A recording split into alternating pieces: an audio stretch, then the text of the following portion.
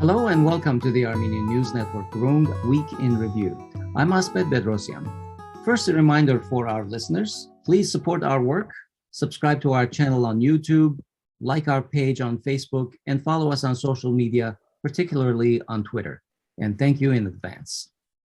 This week, Hovik Manucharyan and I will talk about the following major topics: Turkish-Armenian normalization, Brussels sprouts, Armen Grigoryan in Washington, D.C., and a little bit of information about the Armenian Project US tour. And to talk about these issues, we have with us our esteemed guest, Varuzhan Geghamyan, who is an assistant professor at Yerevan State University and teaches on Turkey's modern history and the history of Azerbaijan. Hello, Varuzhan, and welcome back to our show. Hi, Varuzhan. Hello, thank you for having me again. The major headline this week was obviously the Brussels trip by Pashinyan, which I believe occurred on Wednesday. But preceding that and following it, there were a lot of news that we will cover.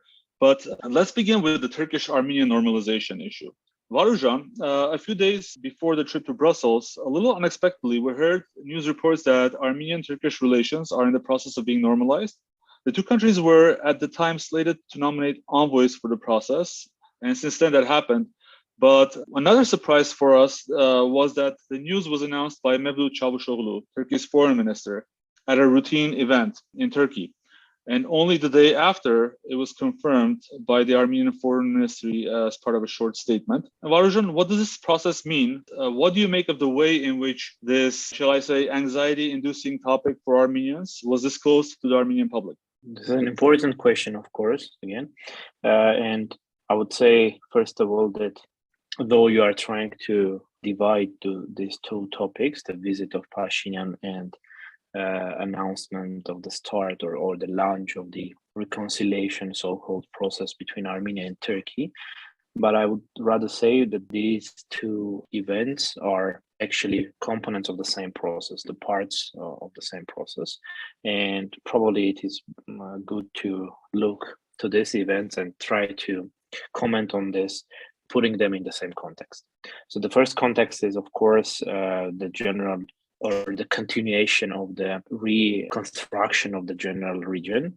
And we have seen this process started well before the 2020 war, and now it after the war, after November 2020, it had some new contours, some new colors. And one important component of this is, of course, the relaunch of the Armenian-Turkish negotiations.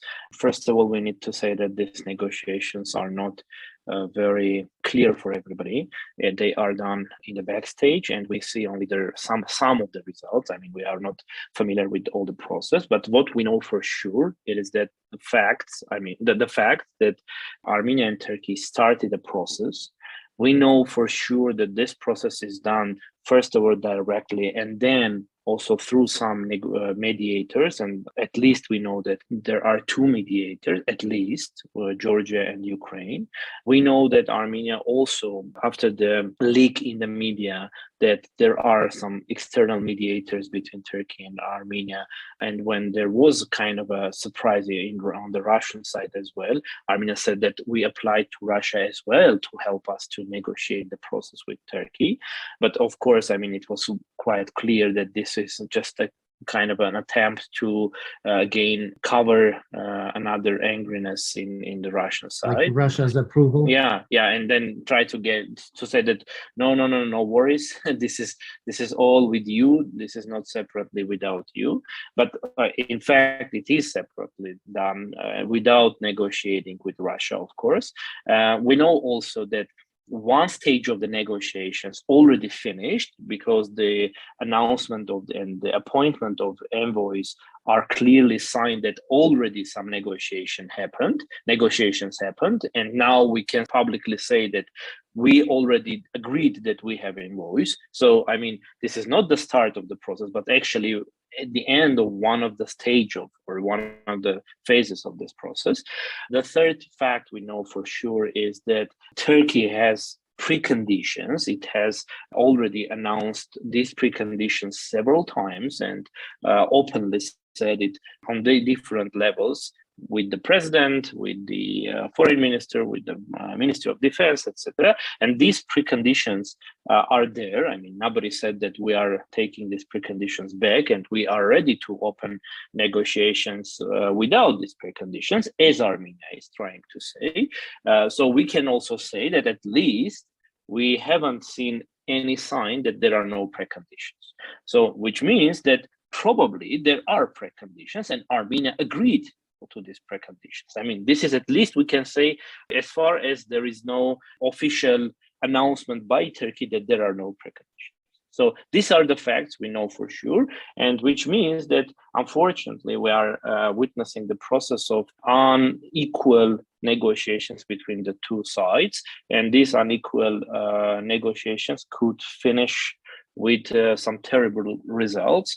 And we have already seen some of these pre-results with the, for example, text or official announcement of the Ministry of Foreign Affairs of Armenia on the International Genocide Day, when there is, in the text of the Armenian state institution, there is no actual articulation who made the Armenian genocide and which country is responsible for that and what we're trying when to was gain. that? It was was that on statement? On the 9th of December, if I'm not mistaken. This is the International Day of. So just 2 weeks ago, genocide. right? Yeah, 2 weeks ago. And also we have already seen this when Armenia actually said, in fact, our Armenian government didn't organize anything on the state level to commemorate the Armenian genocide scientifically and to say that this is a genocide clearly conducted by Turkey or Ottoman Turkey.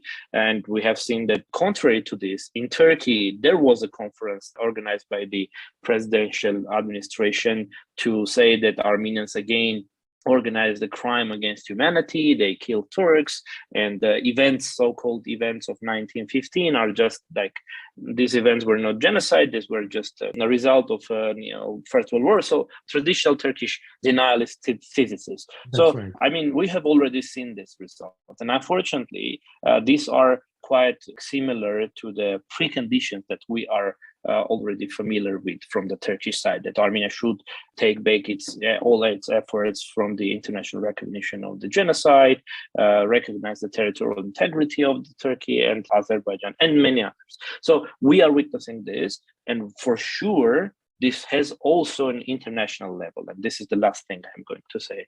And this international level is the fact that the collective West, I mean, you can put any country you want in this general wording. Collective West is trying to do everything to make the Russian presence in Armenia unimportant and meaningless.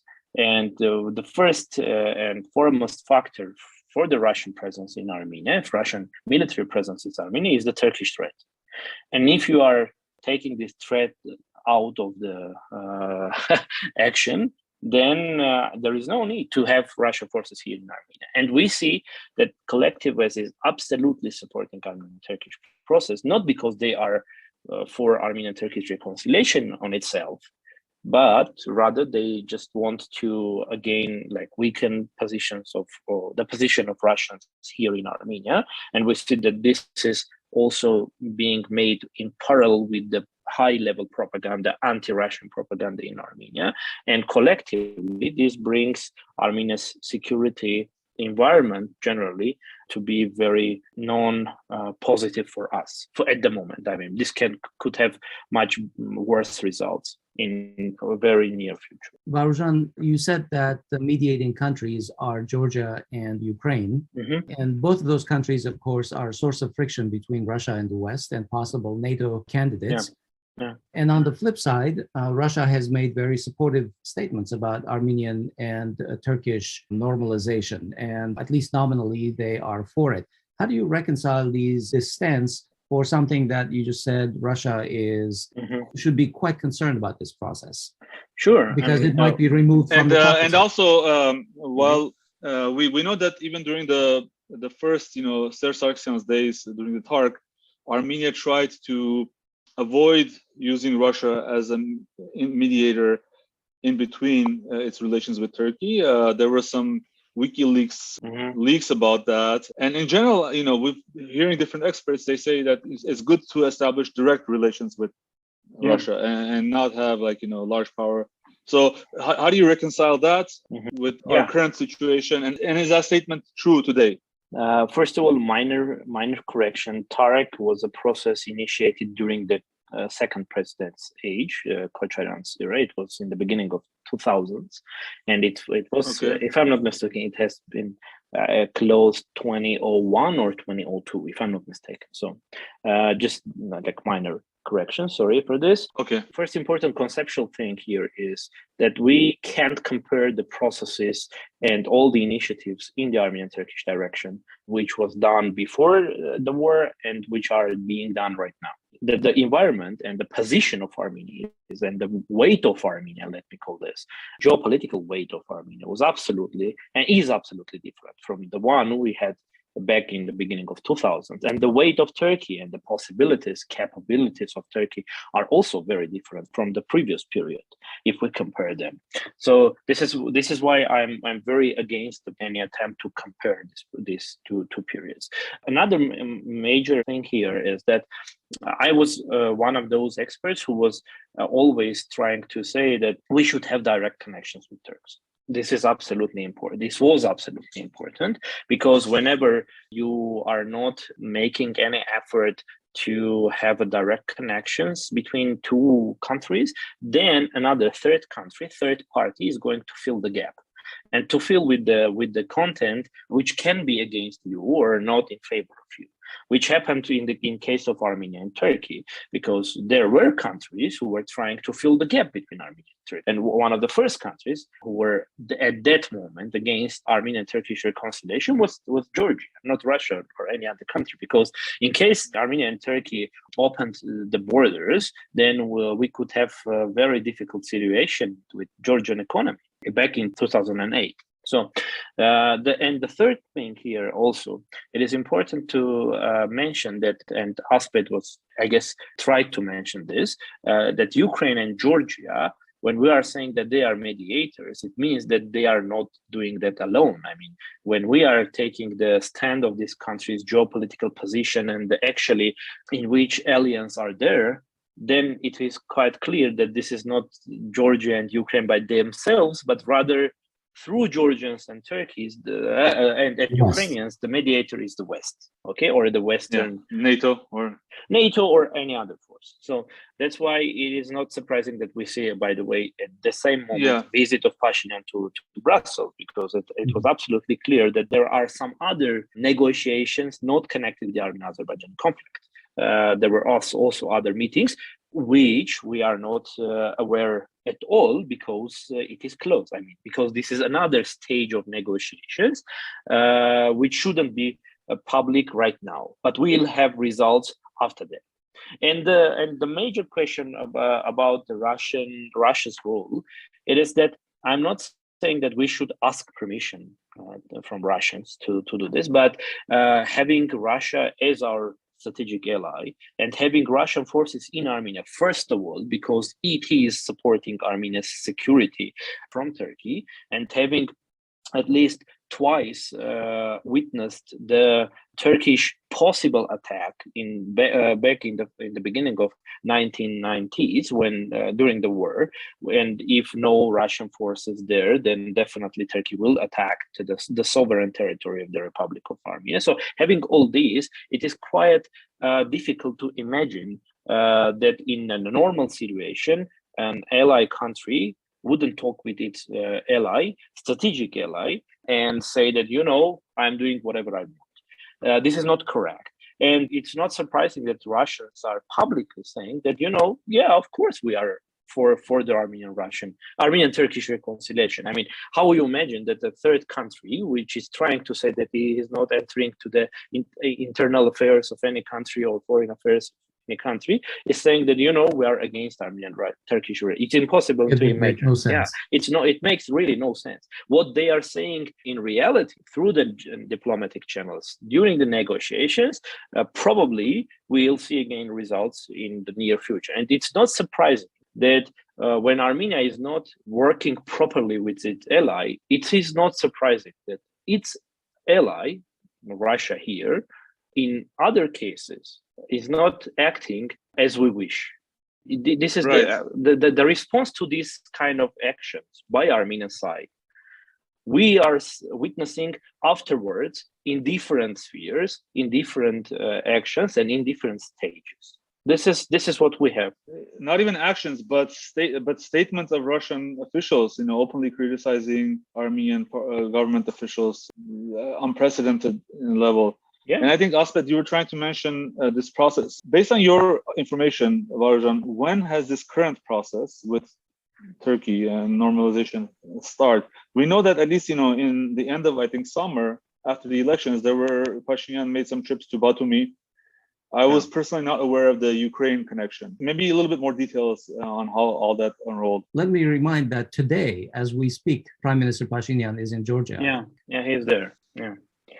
Well, it is very difficult to say the precise date of the start of the process, but probably the main stage started just after the November 9th capitulation. Actually, at that time, I was also making this publicly. Turkish media started to unanimously support Pashinyan in the internal affairs, and this was the first case when Turkey, after 1990s, openly started to interfere in the Armenian local politics. This was also unprecedented, and in this, their stand was very clear. I mean, they were against Koçaryan Sargsyan, naming and using the same labels as Pashinyan was using against former presidents, and they were of support of Pashinyan, saying that this is the only opportunity for Turkey and Azerbaijan to have in Armenia non-revanchist government. By saying non-revanchist, they were of course saying that this government is not going to retake the Armenian lands in Artsakh or try to have an independent geopolitical stand in the region. Okay, so I mean, this was quite clear, and we can say that starting from at least from March, Pashinyan actively started to use the wording of peace and reconciliation in the region and direct connection with Turkey. During his rallies in the Marzis, several times he said that they are going to connect with Turks, and Turkey has no reason to close the borders with Armenia, and presenting the situation like nothing happened, and so we can right now be friends. And probably this was also the start of the negotiations. I mean, if we are taking the August as one of the dates when Pashinyan met somebody from Turkey, and if we are taking also the leaks in the media, when we have seen that according to some programs, there were direct flights from Turkey to Armenia, closed jets and state numbers, tracking numbers. So we can say that probably there was a process well before the August, okay, which is coinciding with the spring and Pashinyan's announcement. Right. So probably the first direct connection started in the beginning of spring, after the announcement of the army that Pashinyan should resign. And Turkey at that moment officially said that they are supporting Pashinyan and they are against the military junta, so-called, and military coup d'etat in Armenia. Yeah. Also, there was, again, before the war, there were also leakages in the opposition media about the fact that one of the former diplomats and former speaker of Pashinyan, Vladimir Karapetyan, is one of the negotiators and envoys from Armenia in the secret negotiations in the Ukraine or through Ukraine. So, and this was not, I mean, any way denied or articulated by the government. So again, we can say that probably this was also somehow true, or at least one part of this was true. And the last thing is that, again, we can say for sure that from the Turkish side, definitely there were like open messages to Armenia and several times, which was again not the messages by themselves, but actually the next step in the negotiations, which was in the backstage. I mean, this was not the real negotiation. The real negotiations was close to the public, but rather we are having results then publicly, like putting envoys, saying the dates. Now we can see in the Turkish press, by the way, this couple of weeks, I'm trying to monitor this. And we are witnessing even dates when the Turkish embassy and Turkish-Armenian border will be opened. And this is probably May. I mean, at least this is the date which is circulating in the Turkish press. So the process is very quick. which means again that many things are already agreed on. Varuzhan, what's special about May in as the beginning? I don't know. I don't know. I mean, there is no explanation of this, but I mean, they are saying that this is gonna be in the nearest future, and in some places, which are in some media outlets which are connected with the government, there are precise dates like this is May. Do you think there are expectations on what Armenia is going to do or not going to do about April 24, or what major Western countries might say about April 24? I don't think that the April 24 is going to be as we used to see before. Probably the government is going to make this year very cautious announcements, not trying to say that this is an important past or a part of our past, but we should look at the future and we should not concentrate on this. Remember that they actually took away the important part of our national slogan, remember in demand, taking demand part, only putting remember. So if we connect all this is already not a conspiracy, but rather, very strict politics tools in a way to put the genocide issue out of the main agenda of Armenia, both with Turkey and internationally. So probably this year, again, we're going to see very cautious messages. Okay, of course, we'll see again rally in the city center, but I mean, the state messages are going to be absolutely different. Do you think there will be the usual march to Dzizernagape? I think so. I mean, yeah, because it is too difficult right now to fully erase this issue. But the government's position is absolutely clear. They are not talking about genocide anymore. I mean, we should look at every announcement which is done by the Armenian officials during any summit. Once we used to see at least two passages in each announcement, in each speech of any Armenian official outside of Armenia, two passages. First one about Artsakh issue and the recognition of Artsakh Armenians' rights, and the second one about the international recognition of genocide. Now, well before the war, but particularly after the war, after the capitulation, we see that these two passages are absolutely absent from any Armenian official statement. And just to bring one already forgotten fact, in the Armenia's new security strategy, which was published in July 2020, in like 40-some pages, only one mentioning of Artsakh, only one.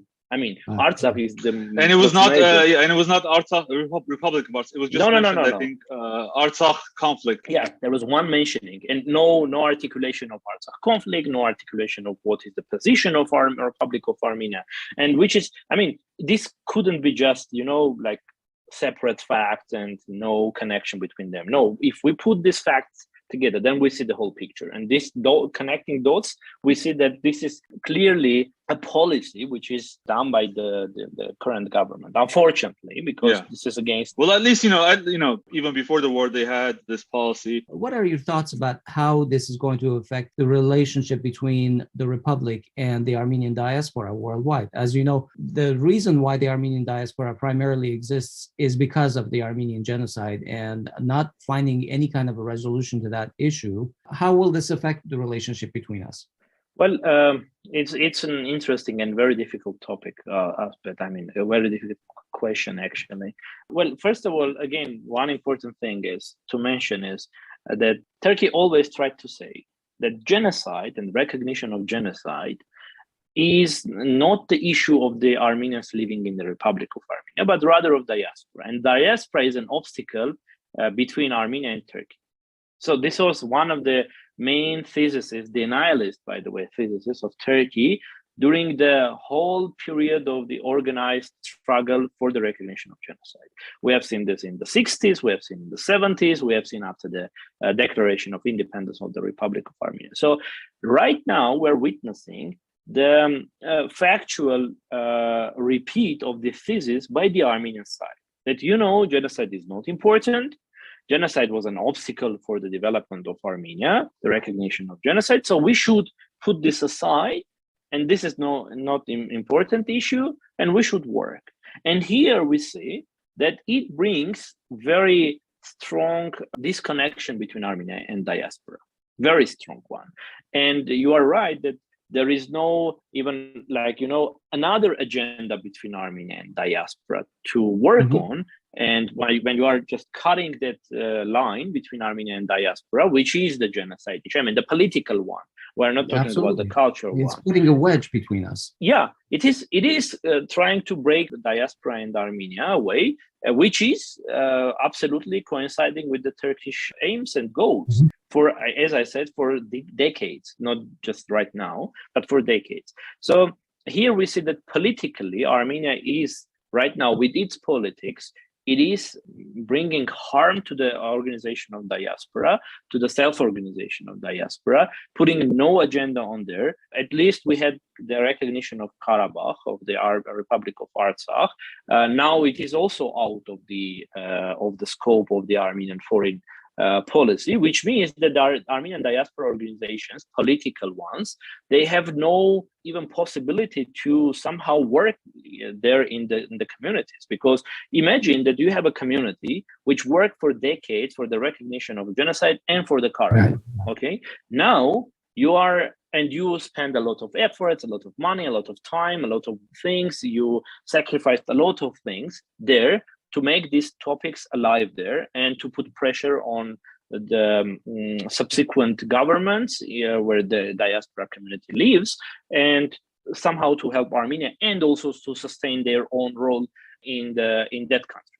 But right now, imagine that Armenia says that genocide is not that important.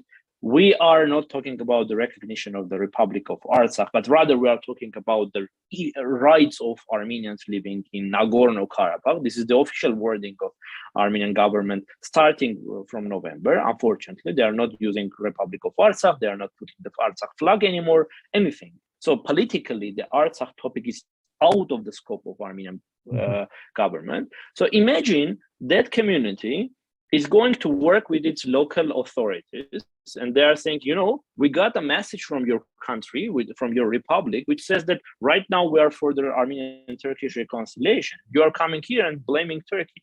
Imagine how, in what kind of condition these Armenian communities and community organizations currently will be. This is absolutely insane. And they will be in a situation where Turks will come and say, you see, you try to blame us, but your own government says that we are not guilty. This is not an issue. And you here spend a lot of money and made noise not correctly. So this also will bring harm to the Armenian community organizations, nearly erasing their authority there in their countries. So this is a very, very bad thing for the diaspora organizations as well. And Armenian-Turkish relations here, it's important to mention.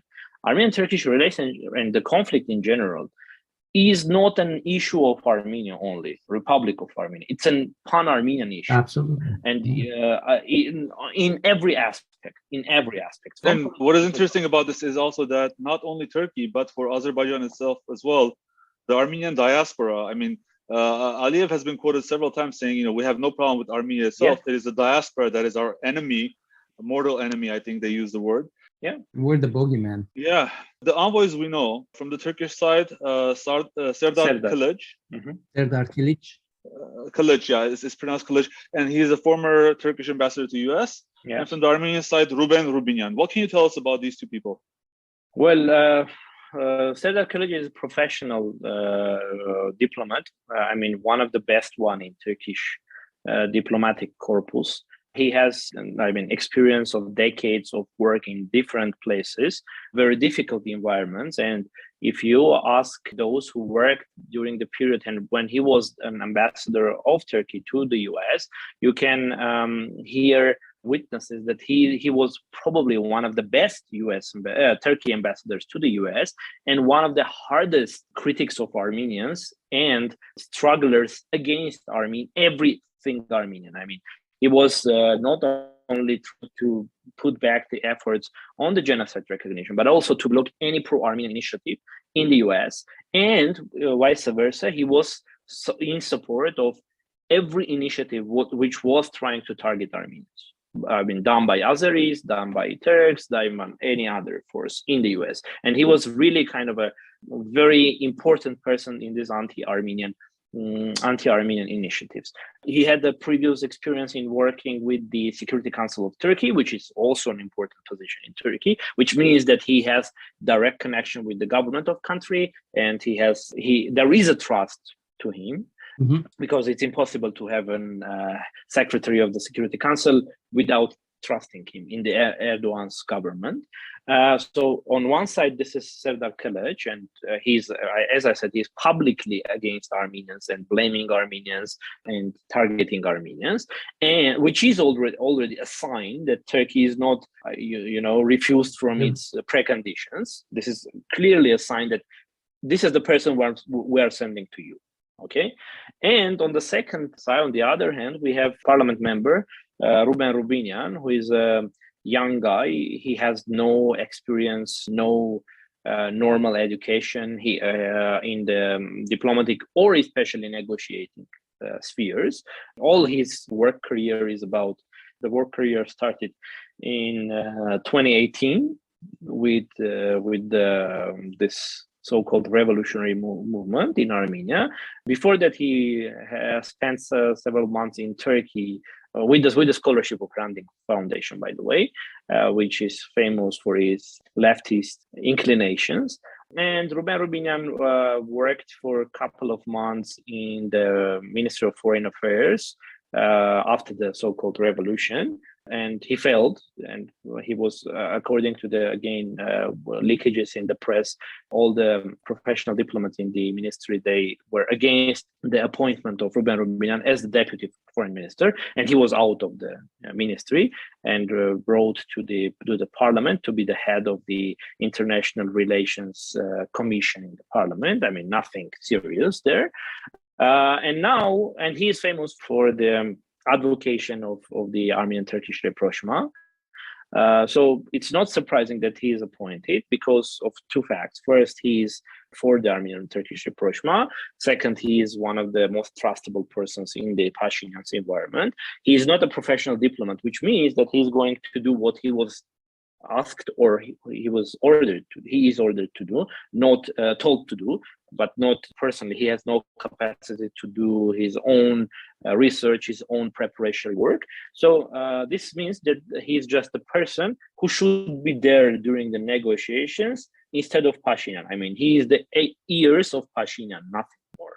So here there is no conversation, no discussion about how useful his appointment could be or something like that. This is not the topic to discuss. He's just there to sign whatever already decided between Pashinyan and the Turkish side, and Serdar Kılıç is going to be just the one who is passing the message from the Turkish side. So what we really know is that the Turks, by appointing Kılıç, they're approaching this very seriously with the Armenians. They are giving message, definitely, with the appointment itself. I mean, it is clear. They could appoint somebody else who had, previous experience with the work, previous experience of work with Armenia and Armenians, former diplomats, those who several times came to Yerevan. They worked with the local civil society organizations. I mean, there were plenty of them. But the appointment of Serdar Kılıç means that the case of genocide is closed, and Turkey is not going to make any concessions, let's say, to Armenians and the Armenians. I even remember during the 2017 incident when Erdogan visited the US and his security staff beat up the protesters, including Armenian, and Kılıç was there giving instructions and fighting with the police and trying, so it seems to be a very aggressive, albeit, as you said, also anti-Armenian person, but also very seasoned and experienced diplomat in the diplomatic service. He has good connections in all the U.S. institutions with many party members. So he is a very serious guy. We had a question to ask you about whether this is just normalization, because during Koçaryan's time with Tark, there was also actually reconciliation. Do you know if reconciliation is on the agenda? It's just being sort of downplayed? Well, we know that, again, compared to the past, we has no idea about the content and the agenda which should be negotiated. What these envoys are going to talk about. only one thing Okay. Mevlut Çavuşoğlu said during his first announcement a couple of days ago. It was that we are going to open charter flights from Istanbul to Armenia, to Yerevan and back, which is actually not a new thing in the Armenian-Turkish relations, because like for many years before the COVID, there were charter flights, regular ones, from Istanbul to Yerevan. And I personally used this charter flight several times. So if we remember the football diplomacy years, then probably you remember also that there were two main directions in this rapprochement. The first one was establishing the diplomatic relations between two countries and opening the borders. And the second one was reconciliation between Armenians and Turks. So there was a kind of a diplomatic track, and also cultural or civilizational, call it whatever you want. Or societal. Yeah, and there were two protocols, if you remember. The first one was about the opening of the borders and establishing diplomatic relations. And the second one was about reconciliation with several commissions and several initiatives, which would never happen, but still, it was there. And there was from the Turkish side, there was an attempt to connect these two processes, which was obviously aimed to bring Armenians to some discussion about the past, which Armenia rejected. And you remember that there were rallies in Armenia and in Diaspora. Ser Sarkisyan went to a tour to Armenian diaspora communities to articulate this and to negotiate this with the Armenian communities as well. So it was clear that for Armenia, the most important was the first protocol about the establishment of the relations and the opening of the borders. And the second one was about unknown future, which was not that important. Nowadays, we see that there is no talk about the possible way of this possible rapprochement. There was just one important message from the Turkish side, which is, by the way, not articulated by the Armenian press at all, or almost at all. Every time Turks are saying that we are going to start relations with Armenians because Armenians now got their lesson from the past, from the war, which is, in other words, saying that, Armenians, you are being beaten by us, and now we'll start with your relations if you make what we ask from you, what we tell you, actually. And this is clearly every time is coming with the messages about opening relations, starting relations. Çavuşoğlu said, Erdogan several times said, Çavuşoğlu yesterday said again that Armenians got their message after the war. And they are right now know how to live peacefully in this place, which means that Armenia should definitely say no to the Artsakh movement and Artsakh issue, close the topic of genocide, and never try to be an independent geopolitical factor here, trying to put its interest forward. So we should put this always with the messages of about start of the negotiations. And this is why also that I'm saying that probably this is not about presenting two sides of the interests, but rather this is the Turkish interests and the capitulated Armenian government, which says, okay, we'll do whatever you want, just give us possibility to live here. So this is the level and probably the content of negotiation. Okay. All right. Well, so what then happened in Brussels? We know that they met, on Wednesday, and actually it was a 2-day visit. Pashinyan and Aliyev, after meeting with European counterparts, Charles Michel, then Emmanuel Macron, they met afterwards. They met together. We heard some, some various different statements. But what's your takeaway at a high level of the meeting that happened in Brussels? You said there were also obviously other meetings that we don't know about, or because it's not being publicized, such as related to the Turkish process. But how about the Armenian Azeri process? Well, again, we should look at the facts. What we know for sure, that there was an agreement to meet with Charles Michel and Aliyev well before the Sochi meeting appointed, the last one.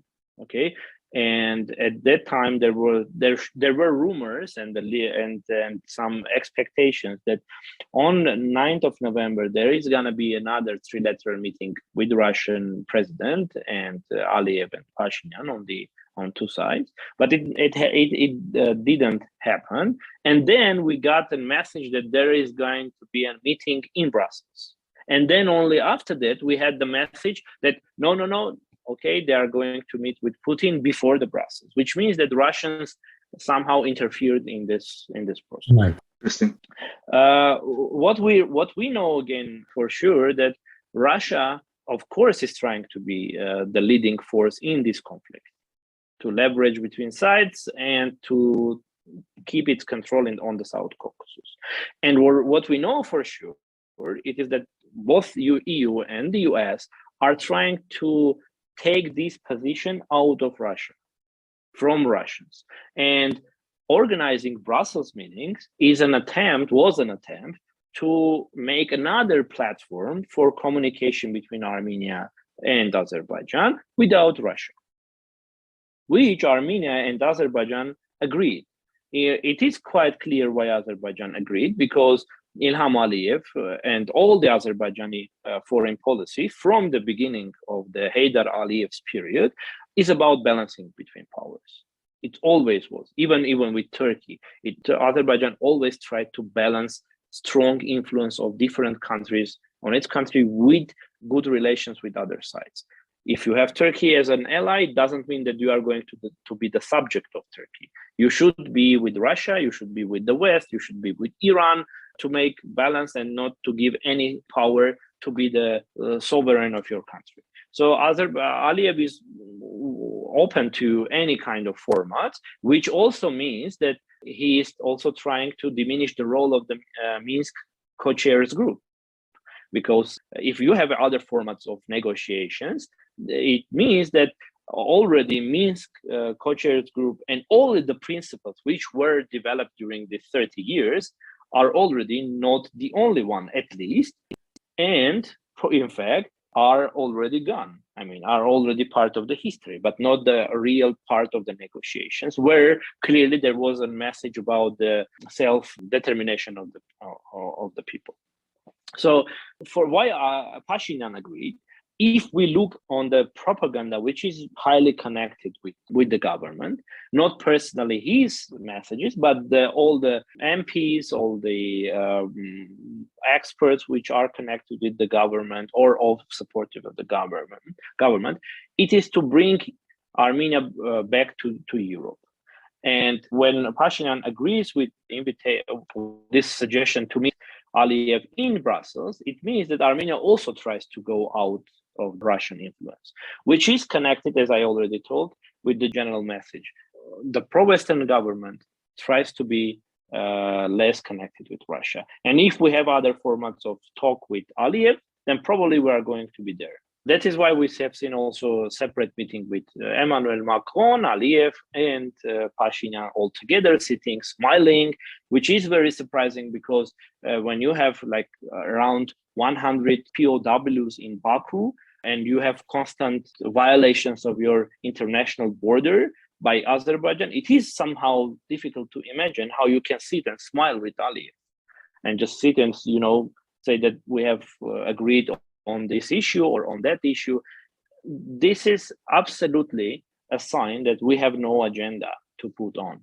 We have only one agenda. It is to be, again, far from Russia and to be with the West, with no guarantees by the West on security or any other issue. It was interesting because prior to this week, there was some, it seems very choreographed media leaks and media messaging around POWs, as if setting expectations that they will not be returning anytime soon. Well, of course, over the weekend, there were 10 more POWs. Yes. These are the ones who were taken in November, not the ones which were taken in the war. Yeah. All right. Yeah. And they still have some more from November 16 that they have. Exactly. More than 10, by the way. Right. But what was surprising to me was Aliyev's announcement about where he equated, the ultimatum that he gave to Pashinyan, where he equated the so-called Zangezur corridor with Lachin corridor and threatening to put checkpoints there. He didn't make that kind of an equivalence in Sochi or neither in Moscow. So what can you ascertain from that, and why did he specifically wait until going to Brussels to make that statement? Is there anything special, from that? I think he can't do that. He just couldn't do that kind of announcement in front of Vladimir Putin, because it means that you are already putting some conditions in front of Russians. And also it is clear, though, again, in media, there are some circulations that Russia is for the corridor. Russia is against the corridor, and Iran is against the corridor, and many other, as we already discussed with you, many other countries are against this corridor. The only reason why the corridor isn't there still, it's not because of Armenia or the Armenian government, but because of the pressure from these countries on the Armenian government that, guys, are you crazy? What kind of corridor you are talking about? Though personally, Pashinyan is for the corridor. And we already talked about this, that even 20 years ago, he wrote a huge article about this, about the importance of giving a corridor to Turks, and this will not harm any way Armenian security and many other things. So, I mean, this is probably another approval that Moscow is against the corridor, and Aliyev couldn't make this kind of announcements in front of Russia or in the negotiations with Russia. So he tried to do this in another platform and use this opportunity to try to bargain this issue. It is clear that both Turkey and Azerbaijan are making huge pressure on Armenia to make this corridor happen. And as I said, if no support, first of all, from Russia and Iran, this corridor would already be there. And so do you think that this corridor is going to be a topic in part of the normalization conversations? I'm more than sure that this is one of the preconditions, because all Turkish press, Turkish officials, everybody says that if there is a negotiations with Turkey and Armenia, and there is an issue of opening the borders, this could happen only after the corridor is there. And actually, we should not forget that with his announcement, Pashinyan, after this meeting, he actually said that one part of this corridor is already going to be a reality with this railway crossing Syunik and then Nakhichevan and then Yerevan. But actually, the most important part is crossing Syunik to Nakhichevan and then to Turkey. He already said that we are going to build this. So this is one part of the multimodal. So they're already building it, and they're building several, right? I mean, Azerbaijan is building something on their side. So around this issue of corridors, it's always ambiguous is the amount of sovereignty Armenia will have left. And we know that Azerbaijan and Turkey are demanding very maximalist position. Yeah. But besides that, in Brussels, they announced that they have an agreement on the rail route. Yeah, that will go through Mehri, through the south of Armenia. Yeah. But we also know that there is another possible rail route through Ijevan to Kazakh, so in the north. And we've heard different analysts saying that that may be even more advantageous for Armenia. Plus, there are obviously multiple different roads. So just taking this announcement of that they have agreement on the railroad, is the southern railroad advantageous for Armenia or not, regardless of the status and anything else? Of course no, because of two facts. One, because of two reasons. The first reason is that when we see the position of Armenian government, it is always repeating the same thing, that with this connection, railroad connection, we are having railway connection with Russia, okay, and with Iran. So with Russia, the connection through the southern road is not only very long, very, very long. Imagine you are crossing Nakhichevan and then Syunik and then the whole the territory of the occupied territory of Artsakh and then Azerbaijan, the southern part of Azerbaijan and then Baku and then north of Azerbaijan, and only at that part you are reaching Derbent, the southern city in Russia, and Dagestan, and then you should connect from there to Vladikavkaz and then to the central part of Russia. Okay, this is very, very long way, even compared to the simple road from Yerevan through Tbilisi to Lars and then to Vladikavkaz. This has no economic advantage, absolutely no. Okay. And instead of, supporting the idea of reopening the Georgian railway through Abkhazia to Russia, Armenia said, oh no, I have another another railway connection, which is a good one, though at least no security guarantees are there. I mean, how the Armenian goods are, I mean, first of all, what kind of goods are going there through the railway, which is another topic of discussion. And the second one is how secure it is going to be. We've also expressed a lot of concerns about what kind of traffic and what kind of taxation is going to be. But if we look at the stand of Armenia's government, it says that this is clearly a good thing for us, though no proof, no evidence under this. So the first reason is that this is not a good thing. And if we are comparing this to the another your mentioned railway route through Yerevan, Kazakh, and then Baku, and then Dagestan, which is much shorter than the southern one, then here we have a question. If there is a discussion about the opening of all transportation routes, why Yerevan, Kazakh, Baku road isn't, which is shorter for us to reach Russia, isn't being opened?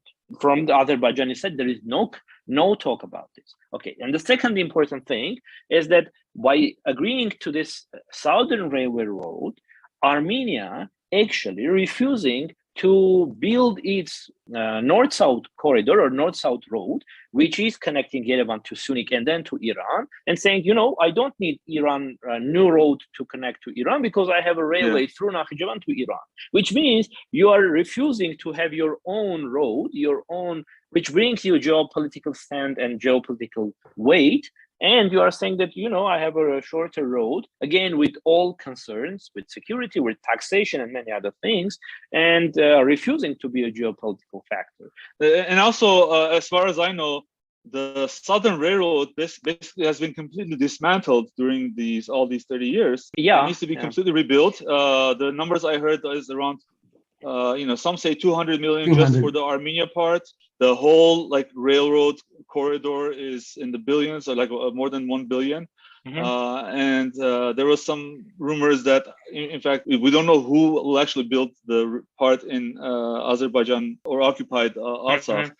But Turkey is building it. Turkish transportation minister twice already visited during this period, visited this place of the area of construction, and it is clear that this is done by the. But is it true that the Yerevan-Kazakh route is mostly built? I mean, and it would be much cheaper than the southern route. I'm not sure about the status and the quality of the roads in this direction, though I have seen them, but I can't compare them because I need some technical background to do that.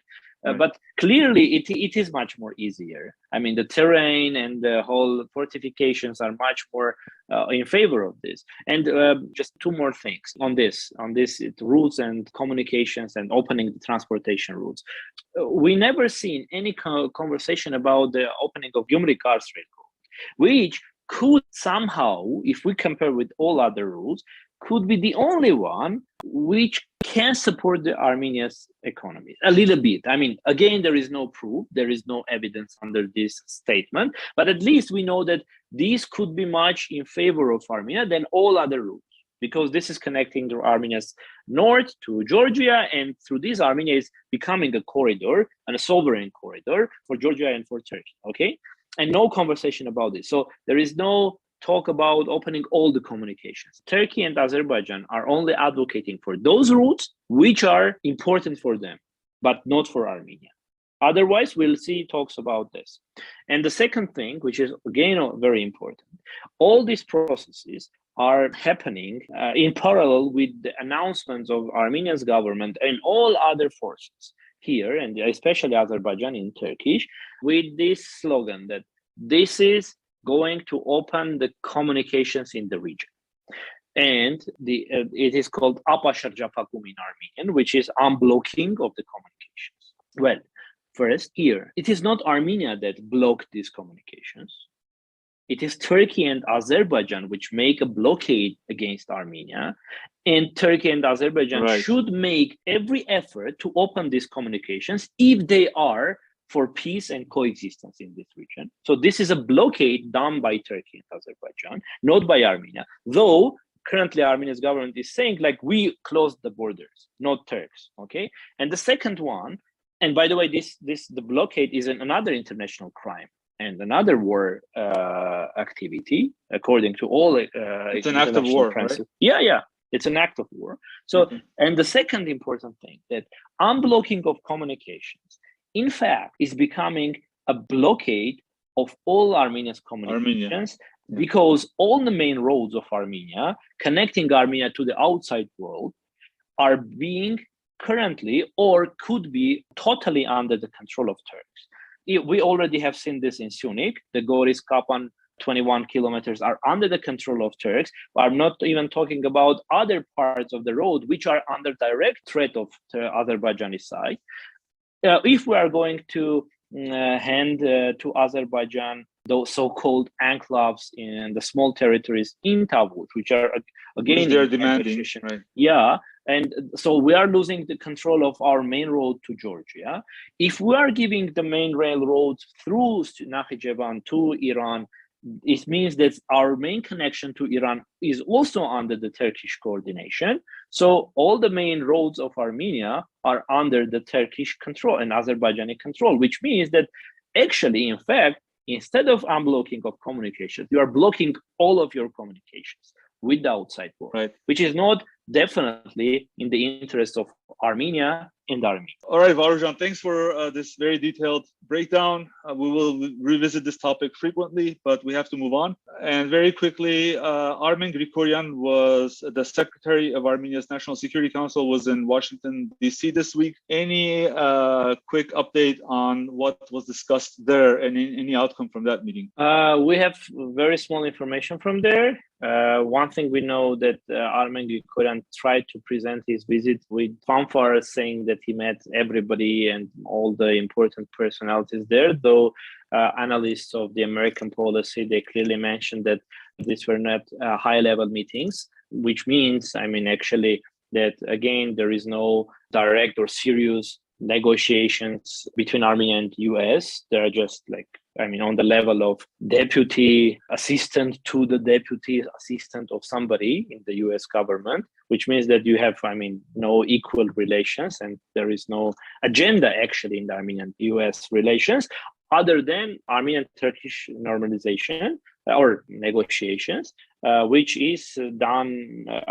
For that, you don't need to travel to US, to Washington. Actually, US ambassador here in Armenia always meets with all these persons and with Armenian government members.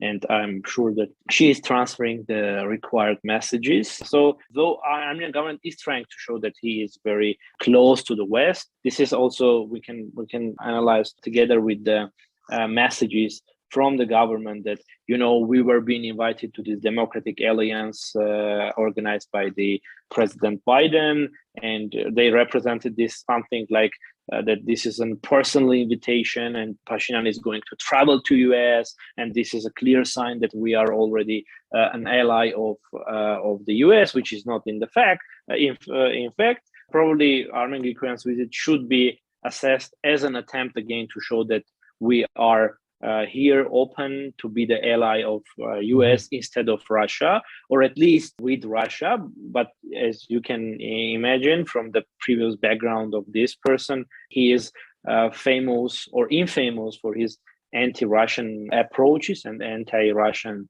attitudes well before the so-called revolution, and still he is trying to be one of the vocal persons in the government, showing its let's say disagreement with the Russian side and attempts to be with West. So this should be assessed in this direction and in this framework, not in the framework of Armenian-US relations. As I said, there is no agenda, unfortunately, between our two countries. Varuzhan, coming to the end of our show, I know that you recently have started a new project, or maybe not so recently, but recently for our show, because we never talked about it, the Armenian Project. We wanted you to explain to our listeners what it is, what are your goals, and also you visited the United States, which was actually more recent. I believe you were actually even here 3 weeks ago or 2 weeks ago. Yeah. So can you tell us, what you traveled through all the major communities in the US. So please tell us your experiences in meeting with the Armenian community here, and as well as what your project is and what your goals are. Thank you. Armenian Project is a non-governmental organization which has been founded in December 2020 after the war by a group of scientists and scholars, experts in Armenia. It is a Yerevan-based NGO, a non-profit one, which tries to bring attention to some major issues we are having as Armenia and who are facing as Armenia and Armenians, and giving some solutions using scientific educational tools. So it is because of our background. I'm one of the co-founders of this NGO, and Armenian Project already during this 1 year initiated several programs, implemented several programs and projects. One of them is connected with our topic. This year when we have seen that Armenia's government is going to organize no international conference on genocide and bring the genocide issue and in general Armenian-Turkish relations issue to discussion. When we have seen that the Turkish side is doing it, we initiated a huge conference in Yerevan with like more than 300 participants, trying to fill this gap. I mean, whenever we can fill the gap, which is created by the government or any other institution, we are trying to do that. We are, making a lot of effort to raise awareness on important issues like tabush, or these communications, or Artsakh, which is being absolutely erased from the public discourse, unfortunately. And one of our major projects is currently the so-called Armenian University program, university level courses for young activists, politicians, students on the region, the greater Middle East, and Armenia, and Armenia's interests. So these are. And in fact, I believe I visited yes. During your first inaugural or maybe the second class, and it was packed and it was at night. So yeah. It was wonderful to see so many experts eager to learn. So these are gonna be what, 6-month courses? 6 month. It is program, 5 months, 18 weeks. This is done free of charge, of course. And yes, we are very happy because people are very motivated. We had more than 150 applications, and out of it we selected 50 people.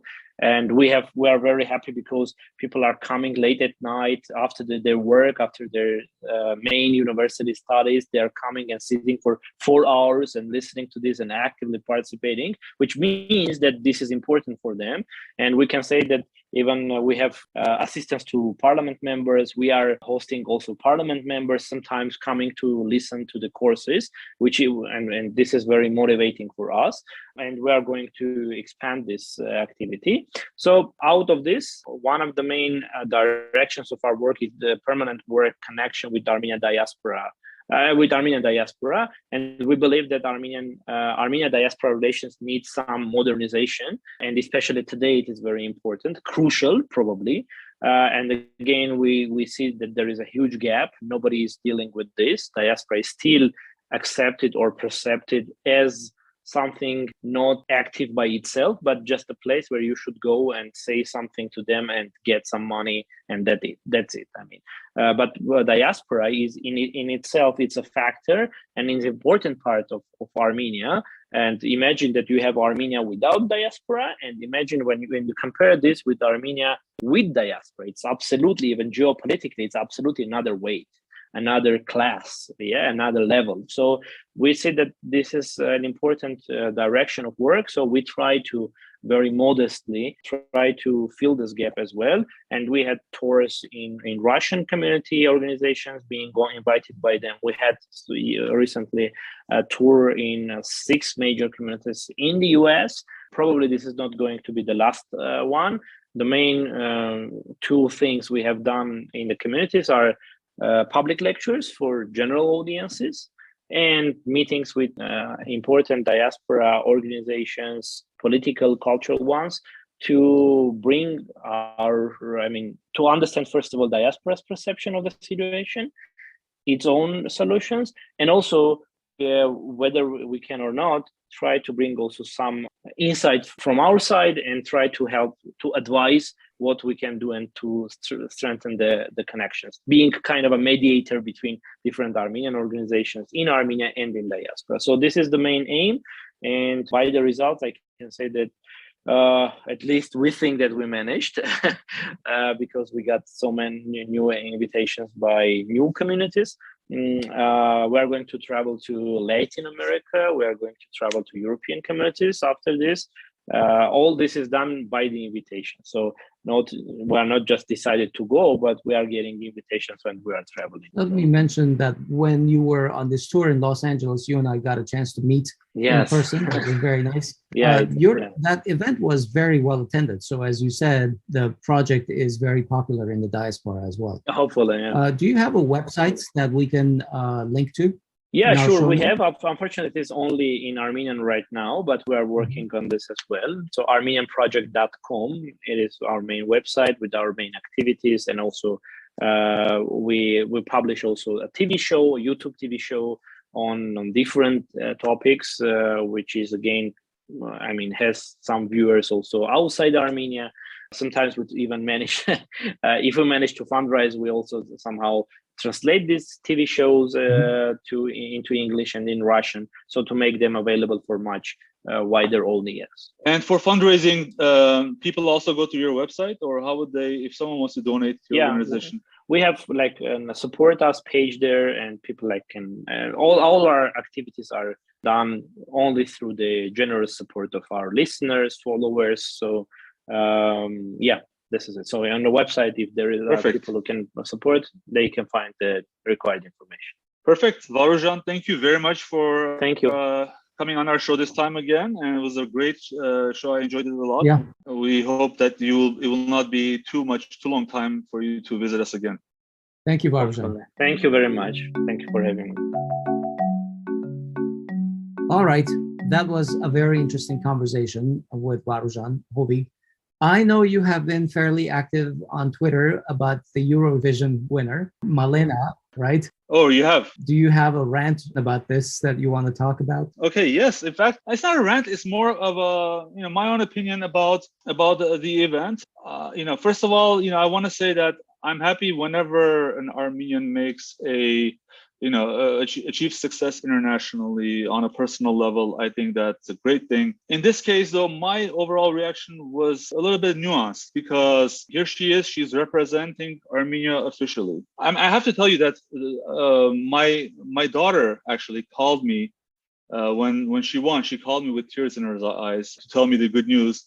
And, my first reaction was very overjoyous. But then I watched the thing. And I'm not impressed. I mentioned it in my Twitter and it exploded for some reason. People started attacking me for being toxic, for being, attacking a little girl and so forth. And to all those people, I want to say that I'm absolutely not apologizing a little bit. I think that to represent Armenia, you need to have some class. It's not that she doesn't have class. It's the adults and it's the government officials who are organizing this that don't have class and zero class whatsoever. At least during Serge's time and even before, we saw some national elements injected into the performance, such as the costumes.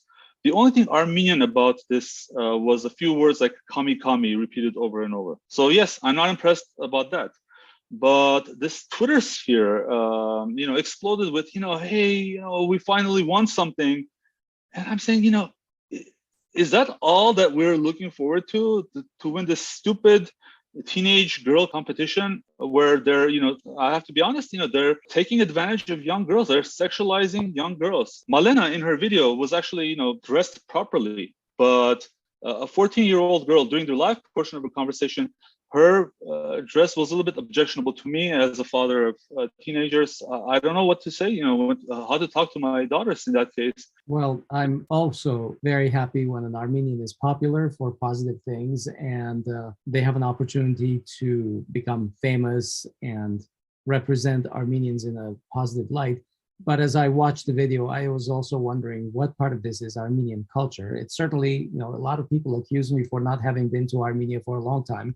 Yeah. And maybe I don't know what the culture is in Yerevan or in No, you do know, and I don't know that this is Armenian culture. Well, I mean, if you look at previous Eurovisions, this is a step backwards in general. So kudos to Malena. By the way, her real name is RP, so she chose a non-Armenian stage name, which again sort of pierces my heart. But whatever.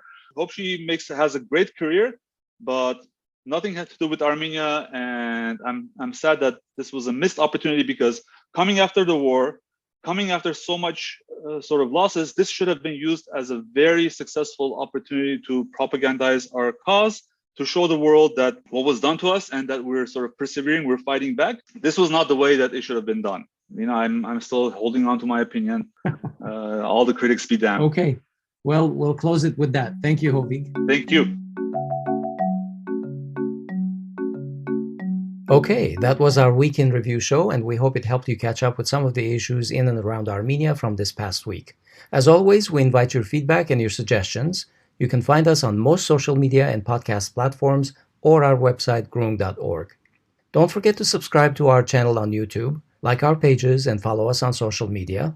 On behalf of everyone in this episode, we wish you a good week. Thanks for listening, and we'll talk to you next week.